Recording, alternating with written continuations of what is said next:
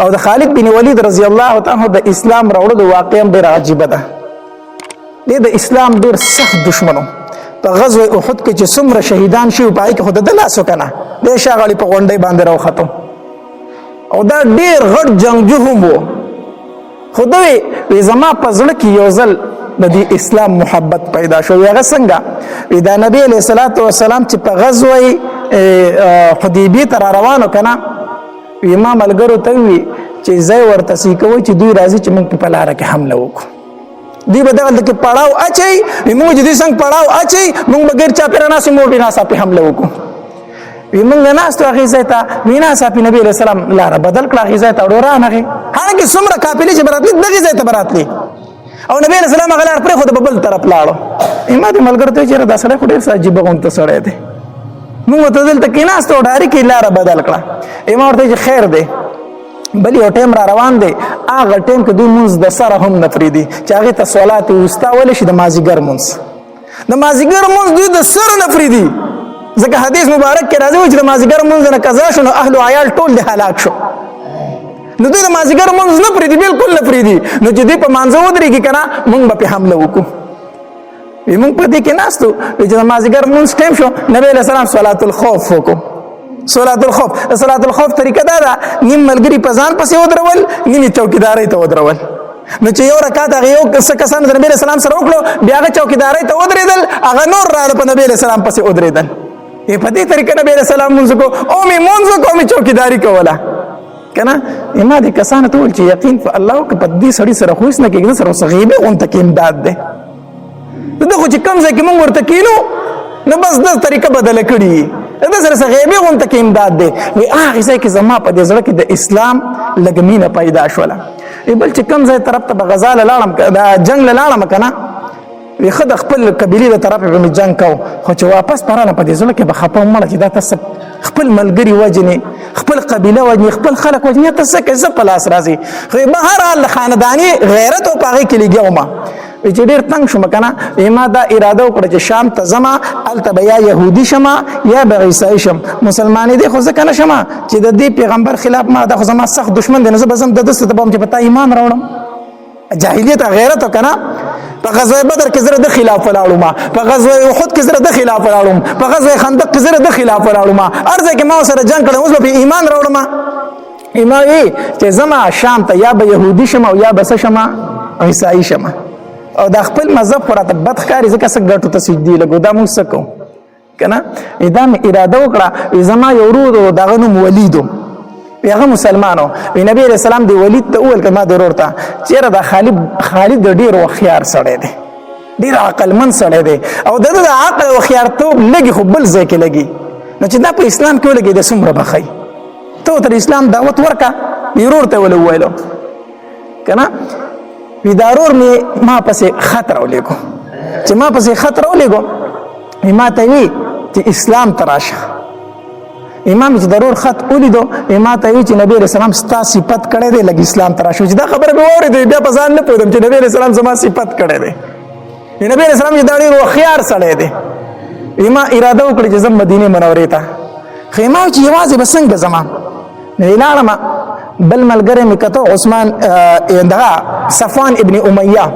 دا د امیه زوی امیه ابن خلف په غزوه بدر کې چې مردار شوی دی. صفوان پسې لاړم ما ورته وی چې صفوان ما ته وی چې هو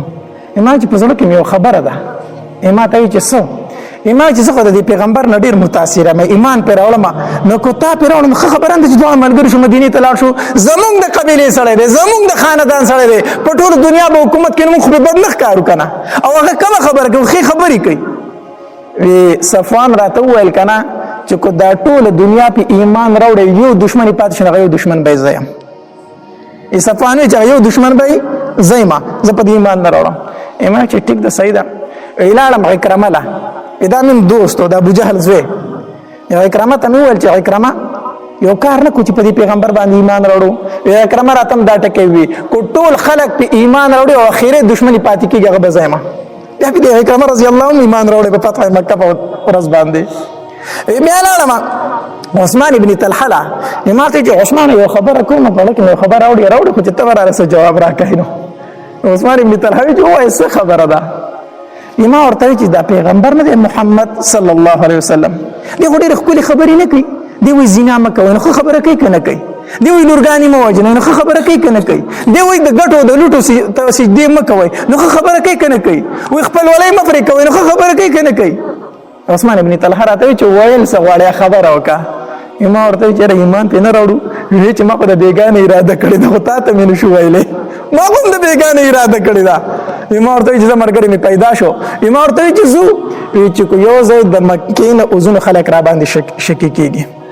یو مقام ورته وښو چې هلته راځه زه به م هلته وتیم ته م هلته وځه راځه هلته لاړم چې عثمان ابن طلحه هلته موجود و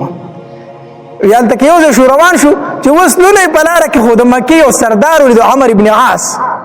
دا په کفارو کې د ټولو نه هوښیار سړی حسابېده د جنګ څومره مشورې چې به ده ورکولې ډېر هوښیار سړی او عقلمند سړی و د جنګ دا چارونه به ټول ده جوړول مونږ چې دی ولیدو مونږ چې پاک ربه دا کوم ځای ګیر شو دا خو عمر ابن عاص دی چې ده ته به اوس څه وایو ده ته به څه وایو دا خو زمونږ مشر دی مونږ ورته وایي چې یاره مونږ ته وایي چې څه کوې لکه مونږ ورته وایي چې ته څه کوې چې نه رښتیا ووایې چېرته روان یې مونږ ورته څه نه وي وایي چې راته ښکاري مدینې ته روان یې کو مونږ ورته چې ښه رښتیا درته ووایو نو مدینې ته روان یو عمر ابن عاص راته وایي چې راځئ زه خو ملګری یم زه هم مدینې ته ځم راځئ چې درې واړه په ایمان راوړو راځئ چې درې واړه په ایمان راوړو ولاړو چې مکې ته ورسېدو یو ځای کې خو هلته اوښان کېنول ورور مې راپسې راغی چې نبي علیه السلام ستاسو د راتلو نه خبر شوی دی او ډېر خوشحالېږي نبی علیہ السلام چې خبر شو کنه چې دا درې واړه را روان دي نو نبی علیہ السلام وفرمایل مکې د خپل زړه ټوکړې مونږ ته راوویشتې مکې د خپل زړه ټوکړې مونږ ته راوویشتې خالد را روان دی عمر ابن عاص را روان دی عثمان ابن طلحه را روان دی دا خو د مکې د زړه ټوکړې هغه مونږ له رالې نبی علیہ السلام ډېر خوشحالېږي ورور مې راپسې راغی چې تلوار کوي نبی علیہ السلام ستاسو په انتظار کې دی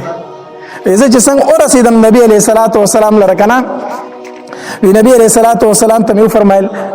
چې السلام علیک یا رسول الله السلام علیک یا رسول الله او بیا مې د نبی علیہ السلام لاس ونیو چې اشهد ان لا اله الا الله واشهد ان محمدا عبده ورسوله دې کلمه مې وویله نبی علیہ الصلوۃ والسلام راته وفرمایلو چې خالده ما ته پته وه چې ستا د عقل به تا ایمان له راولي ما ته مخکې نه پته وه چې ستا په شان عقلمند سړی کفر کې نه پاتې کېږي ته به ایمان له راځې بیا ورته مې وویل چې د الله پاکه پیغمبر ډېر ملامت یم ستا خلاف مې ډېر جنګونه کړي دي ستا ډېر ملګري مې شهیدان کړي دي د الله پاکه پیغمبر ډېر ملامت یم ما له دعا وغواړه نبی علیہ الصلوۃ والسلام فرمایل چې الاسلام یخدم ما کان قبله اسلام مخکنۍ خبرې ټولې ختموي مخکې چې په کفر کې څه کړی هغه ټول الله ختم کړو او بیا نبی علیہ الصلوۃ والسلام فرمایل اللهم اغفر لخالد الله خالد ته بخښنه وکړه الله خالد ته بخښنه وکړه او بیا بل صحابي راغی درې واړو د نبی علیہ الصلوۃ والسلام په لاس باندې سره وړو ایمان راوړو